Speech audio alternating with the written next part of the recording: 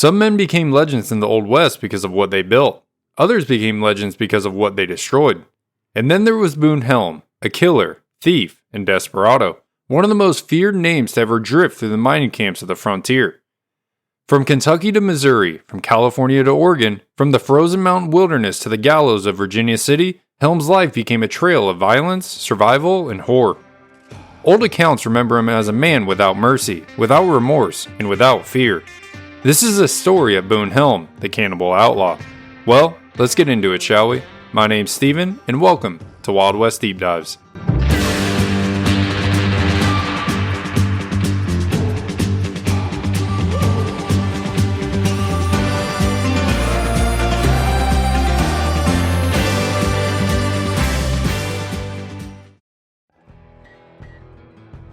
Boone Helm was born in Kentucky in 1828, but he did not stay there long. While he was still a boy, his family moved west into Missouri, settling near the edge of the frontier, in a world that still stood between organized civilization and the rough, violent borderlands beyond it. This is the era when Independence and Westport were still sending wagon trains toward the mountains to the summer rendezvous of the mountain men, and young Boone grew up in a place where strength, nerve, and violence could make a man feared long before they made him respected. From the beginning, the stories say Boone Helm seemed made for that kind of life. He was physically powerful, rowdy, reckless, and drawn to quarrels.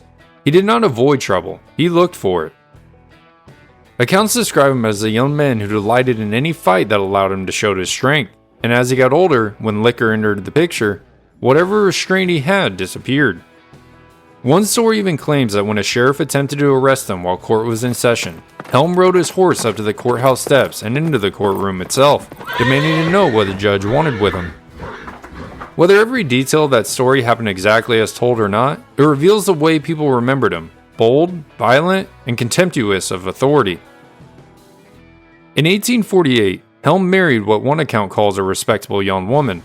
For a short time, it may have looked as though the marriage and family could settle him. A daughter was born the following year, but the domestic life did not soften Boone Helm. The drinking continued, the violence continued, and before long, his wife sought a divorce for her own safety. And once that marriage ended, the last real tie holding Helm to a settled life was now gone. Like thousands of men of that era, Helm began talking of leaving, of heading west, either to Texas or California. A neighbor named Littleberry Chute had apparently promised to go with him, though some accounts suggest Chute only made that promise to pacify Helm while he was drunk. But when Helm learned that Chute did not actually intend to leave Missouri, he took it not as a misunderstanding, but as betrayal. Helm went to Chute's house and confronted him at the door. So, Littleberry, you've backed down on the Texas question, have you? Boone, I was thinking Well, are you going or not? Say yes or no. No! At that answer, Helm drew his Bowie knife and drove it into Chute's chest. Chute fell dead at his feet. Boone then fled the area, but the killing did not go unanswered. Chute's brother and several determined men took up the chase, tracking Helm through several neighborhoods until they finally caught him by surprise at an Indian reservation. He was taken back to Monroe County, Missouri, placed on trial, and convicted of murder. For a moment, it looked like Boone Helm's violent life might end before his legend ever truly began. But then came one of the stranger turns in the story. While in confinement, Helm's behavior raised serious doubts about his sanity. One account says his manner was considered not only unbecoming, but unbalanced. Under the advice of physicians, he was not sent to the gallows, but to an asylum. There, Helm changed tactics. He became quiet, harmless, inoffensive. At least that was the role that he played. His keeper eventually trusted him enough to take him on walks into the countryside around the institution. During these walks, Helm began asking to step into a willow thicket. The request became so routine that his keeper stopped seeing the danger in it. Then one day, while the keeper was distracted in conversation, Boone Helm entered the willows again. This time, though, he did not come back. By the time anyone searched the thicket, Helm was gone. His trick had worked. He was never seen in Missouri again. From there, Boone Helm fled west to California, where the gold rush had drawn men from every corner of the country. It was a place full of opportunity, but also full of violence, gambling, drinking, and sudden death. For a man like Helm, it was not a fresh start. it was a larger stage. Accounts say he killed several men there in personal encounters, though no one knows exactly how many. Eventually, he committed what was described as premeditated murder and fled once more, escaping the vengeance of the miners and moving north. By the spring of 1858, Boone Helm had reached the Dalles in Oregon. Behind him lay a broken marriage, a murdered neighbor, an escape from an asylum, and a trail of blood through California. By late 1858, Helm once again found himself on the move, joining a small group of men bound for Camp Floyd in Utah Territory. At first, it was simply a hard ride, cold mornings, long days, and the kind of conditions any experienced frontiersman understood. But as they pushed deeper into the wilderness, the weather turned, and things took a turn for the worst. A man named John W. Powell would later come across Boone Helm, half-starved, barely holding on, emerging out of the wilderness like something out of a nightmare. Powell would later write about that moment. In his own words, he described exactly what he saw and what happened to Boone Helm and the others, in a letter to Nathaniel Pitt Langford. It is from Langford's book, Vigilante Days and Ways, The Pioneers of the Rockies. Powell writes, N.P. Langford, Dear Sir, on the 10th of April, 1859, I was on my way from Fort Owen, Bitterroot Valley to Salt Lake City. My party consisted of one American named James Messenger, a Frenchman called Grand Maison, a French half-breed named Antoine, and 3 Indians. I had crossed the Snake River, just above Fort Hall, pitched my lodge, and was entering to indulge in a brief sleep when I heard someone outside ask in a loud tone of voice, Who owns this shebang? Stepping to the door and looking out, I saw a tall, cadaverous, sunken-eyed man standing over me, dressed in a dirty, dilapidated coat and shirt and drawers, and moccasins so worn that they could scarcely be tied to his feet. Having invited him in and inquired his business, he told me substantially the following. His name was Boone Helm. In company with 5 others, he had left Dalles City, Oregon in October 1858, intending to go to Camp Floyd, Utah Territory.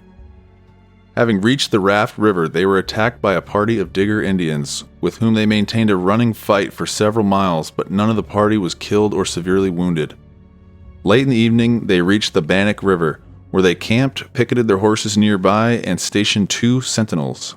During the night, one of the sentinels was killed, the savage who committed the deed escaping on a horse belonging to the party. Upon consultation, it was decided that they had better leave that place as soon as possible. The sky at the time was overcast with storm clouds, and soon after they got into their saddles, the weather culminated in a snowstorm, which increased in violence until it became terrific. Finally, being unable to see anything but sheets of snow, they became bewildered and knew not in what direction they were proceeding. Morning brought no relief. In the midst of an ocean of snow, they were as oblivious of locality in daylight as if total darkness had encompassed them. They knew they were somewhere between Ross's Fork and the Bear River, and this was their most definite knowledge. At last they reached Soda Springs on Bear River, where familiar landmarks came in view. They traveled up that river until they reached Thomas's Fork, where they were forced to stop from the lean and exhausted condition of their horses and the depth of the snow. Here they found a very comfortable cabin and perforce went into winter quarters. Their provisions soon being all gone, they commenced subsisting on their horses, killing one after another until they had eaten them all but a celebrated racehorse, which had been valued on the upper Columbia at over $1,000. Seeing now they must all perish until they soon reached a point where supplies could be obtained, the racehorse had to share the fate of the others. His meat was jerked or hastily dried, that they might the more conveniently carry it on their backs. They then made snowshoes of the hides of the horses and started back towards and aimed to reach Fort Hall, where they supposed they would meet with human beings of some kind, white men, half-breeds, or Indians. The party kept together until they had got beyond Soda Springs, where some had become so exhausted they could scarcely travel, and their meat getting frightfully small in amount, Helm and a man named Burton concluded not to endanger their own lives by waiting for the wearied ones, so they left them behind. The 2 finally reached the Snake River and moved down it in search of Fort Hall, having nothing to eat but the prickly pear plant. When they had reached the site of Cantonment Loring, Burton, starving, weary, and snowblind, was unable to proceed, and a good vacant house being there, Helm left him and continued on for Fort Hall. Reaching the fort, he found it without an occupant. He then returned and reached Burton about dark. When out in the willows hard by, producing firewood, he heard the report of a pistol. Running back into the house, he found Burton head by shooting. He then concluded to try and find his way into Salt Lake Valley. Cutting off, well up in the thigh, Burton's remaining leg, he had eaten the other. He rolled the limb up in an old red flannel shirt, tied it across his shoulder, and started. About 8 miles out, he met an Indian going into his lodge. He entreated the savage to take him along, but the Indian said he had nothing himself to eat, and that his family were starving. Helm exhibited handfuls of gold coin when the Indian consented to his accompanying him. He remained at this lodge about 2 weeks, paying the Indian $10 a meal. His food consisted of ants and an unpalatable herb, called in the mountains the tobacco plant. The above facts Helm gave me with tears in his eyes and said, I will give you all I have in this world, which is only $9, to take me to the settlements. I told him I did not desire money for helping a man in his condition.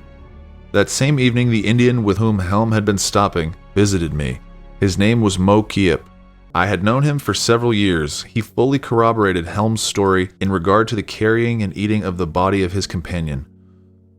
When I first tasted of the flesh, said Mo Kiep in his own tongue, I knew not what it was, but the stranger told me it was bueno game, better than I had myself.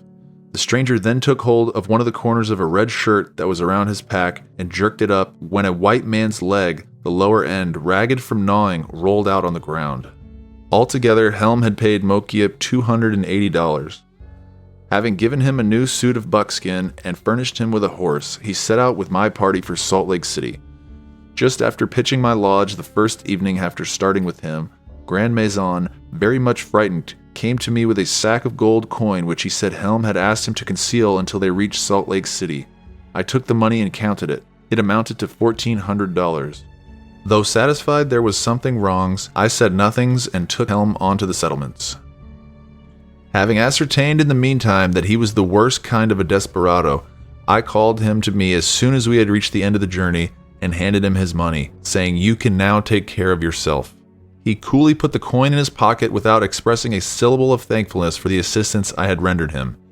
It was not long until he had squandered all he had in gambling and drinking, and was finally expelled from Salt Lake Valley for his atrocities. Hoping these facts may be of service to you, allow me to subscribe myself. Your obedient servant, John W. Powell. When Boone Helm emerged from the mountains and made his way into the settlements around Salt Lake, he was no longer just another violent drifter. He was something else. A man who had survived where others had died, and a man who, according to his own account, had done whatever was necessary to stay alive. And he didn't hide it. In Salt Lake, Helm reportedly boasted openly about what he had done in the mountains. He spent freely, drank heavily, and according to the legend, even hired himself out for violence, taking part in killings that some accounts claimed were carried out at the direction of Mormon leaders. But whatever usefulness he had, it didn't last. His behavior quickly made him too dangerous even for the people who had sheltered him, and before long, he was driven out. From there, Boone Helm returned to what he knew best: violence, robbery, and a life on the move. He drifted back through California, then north again into Oregon, leaving behind a trail of crimes that were rarely recorded and even more rarely actually punished. One account describes him attempting to rob and kill a man who had taken him in and shown him kindness, an act that revealed something deeper about Helm. It wasn't just that he was violent, he seemed incapable of gratitude. By 1862, the mining camps were booming again, and Boone Helm appeared in Florence, Oregon, one of the roughest places in the West. It was there that one of his most cold-blooded killings took place. Among the men in Florence was a miner known as Judge Fred. He was no coward, but he wasn't a criminal in the same way Helm was. He was known as a fighter, a gambler, a man who could handle himself, but also someone generally respected. Helm was sent in to provoke him into a fight. Drunk, loud, and looking for trouble, Helm entered the saloon where Fred sat at the faro table. Hey, Fred. Helm began challenging him into a deadly fight. Fred rose ready to meet him, but before anything could happen, the men in the room stepped in. Both men were disarmed, the fight was stopped, the situation cooled. Helm even apologized, and then he left. And for a time, it seemed like it was over. Hours later, Helm returned. The anger had left him, and he approached the saloon keeper and asked for his revolver back, promising he would leave peacefully. The gun was returned, and the moment it was in his hand, Helm turned toward Dutch Fred, still seated, still unarmed. The first shot missed. Fred didn't run, he didn't reach for a weapon. He stood there, arms folded, facing the man in front of him. Helm fired again. This time, the shot struck true, killing him where he stood. Helm cocked his pistol, looked at the stunned room around him, and said, "Maybe some more of you want some of this." No one answered, and Boone Helm walked out like he had done it 100 times. Even for Florence, that killing went too far. Helm fled once again, moving north into British Columbia, where his name continued to follow him. There, he was eventually captured, weak, exhausted, and in no condition to resist. When asked what had become of the man he was traveling with, Helm reportedly answered without hesitation. "Why? Do you suppose that I'm fool enough to starve to death when I can help it? I ate 'em up, of course." Whether that statement was truth, exaggeration, or something in between, it only added to the legend. Helm was sent back south to face trial for the murder of Dutch Fred, and this is when the story takes another turn. Because Boone Helm had a brother, a man known as Old Tex. Unlike Boone, Old Tex had a reputation for honesty, courage, and a strange kind of blunt fairness. One story tells of a man who intended to kill Tex, confronting him face to face. "Tex, I heard that you said you'd shoot me on sight." Well, didn't you say you wanted to shoot me too? "Yes, I did." Well, why don't you do it then? All you got to do is pull that trigger. "Tex, I don't want to kill you." That suits me. Let's go take a drink. That was the kind of man he was, and when Boone Helm's life was on the line after his arrest, Tex came. He arrived in Florence with money and he used it. Witnesses soon disappeared, others were paid off. One man demanded a high price for his silence, and Tex agreed, but not without a warning. Now, remember, if you do not fulfill the last condition of the bargain, you will have me to meet. The day of the trial came, no witnesses appeared, the case collapsed, and Boone Helm, killer, fugitive, and a man rumored to have survived by cannibalism, walked free once again. After a brief attempt at mining with his brother, Helm returned to the only life he seemed to know, and eventually he made his way to Virginia City. There, he crossed paths with a man named William Rumsey, a man very different from most who encountered Boone Helm. Rumsey wasn't afraid of him. In fact, he openly spoke against outlaws operating in the area, refusing to be intimidated, though he himself was an outlaw. One night after a recent stage robbery Rumsey was involved in Alder Gulch, Helm approached him in a barroom with some whiskey. "Take another. It's good to keep the cold out." I've had enough. Helm pressed him. "You shall drink again." Rumsey stood his ground. I won't drink again, and no man can make me. Helm reached for his gun, "No man can refuse to drink with me and live." but Rumsey was faster. He drew first and leveled his weapon directly at Helm. Don't draw your pistol, or I'll shoot you sure. For a long moment, the two men stood there. Then, Helm backed down. "Well, you're the first man that ever looked me down. Let's be friends." It was one of the few times in his life Boone Helm met a man he couldn't intimidate.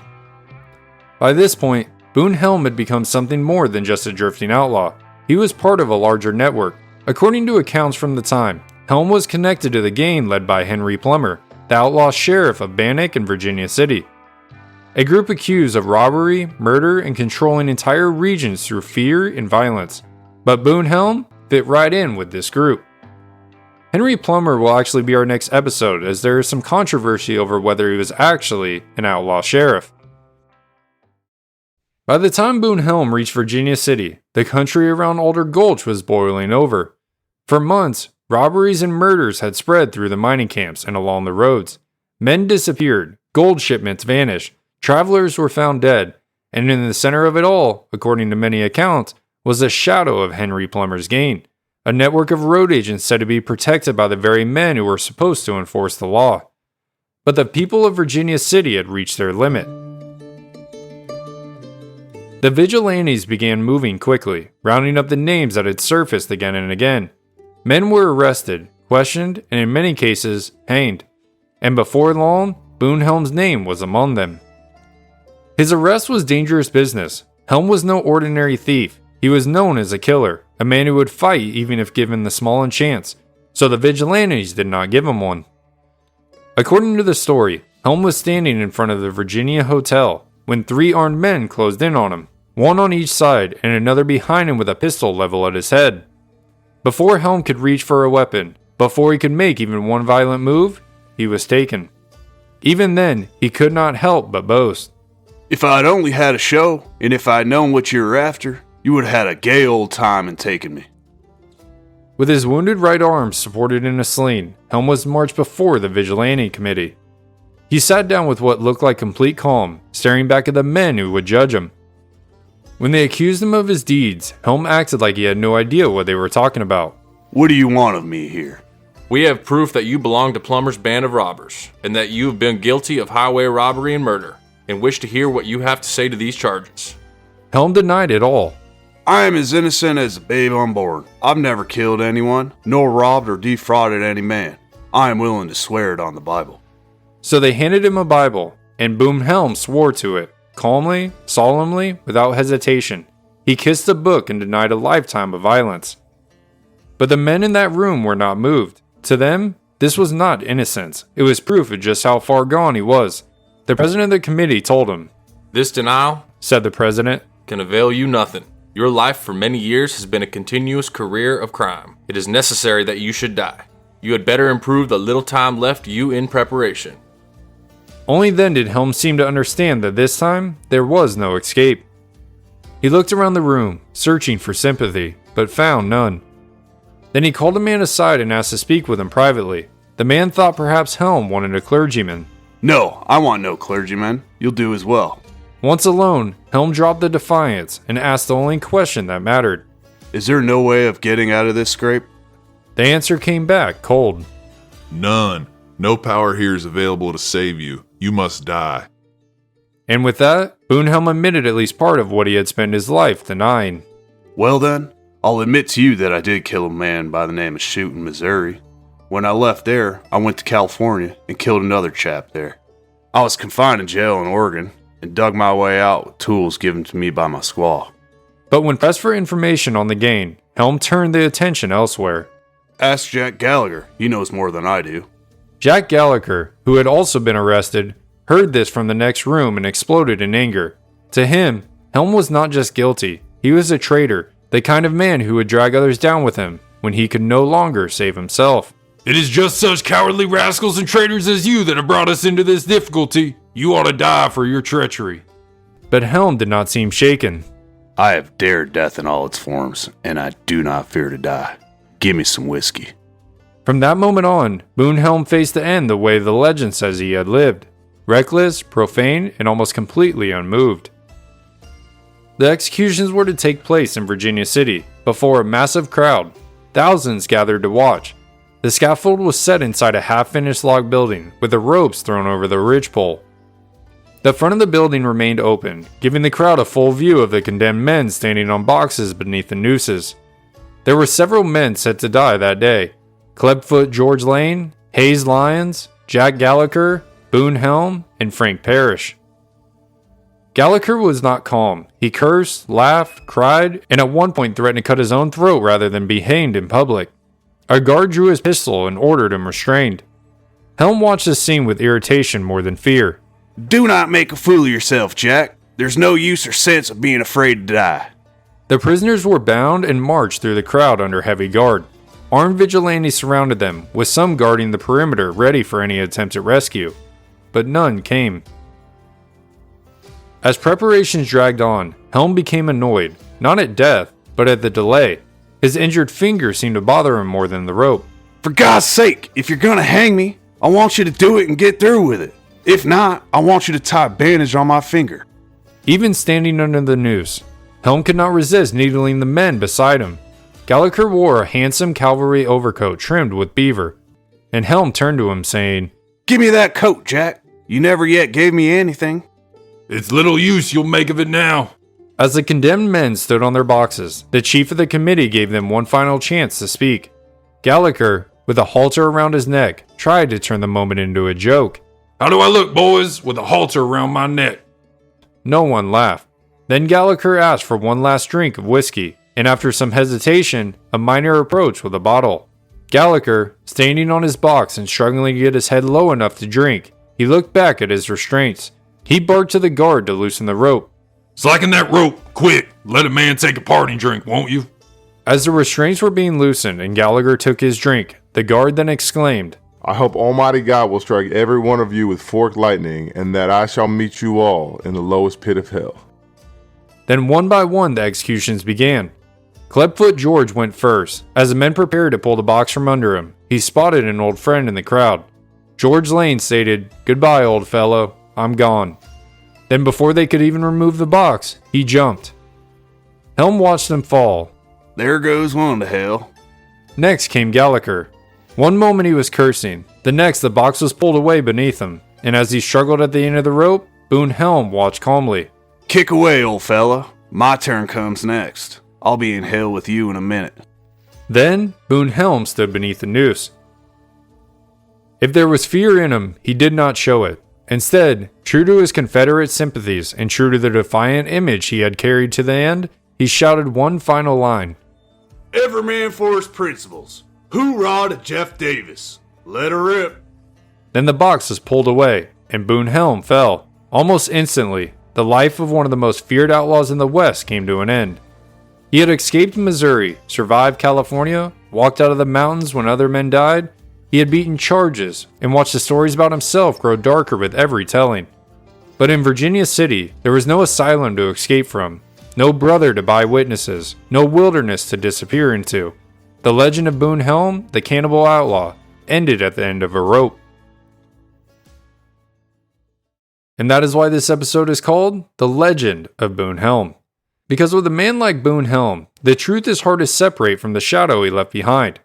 We know he was an outlaw, we know he killed, we know he drifted through some of the most violent mining camps and frontier towns in the West, and we know with certainty that his life ended at the end of a rope in Virginia City.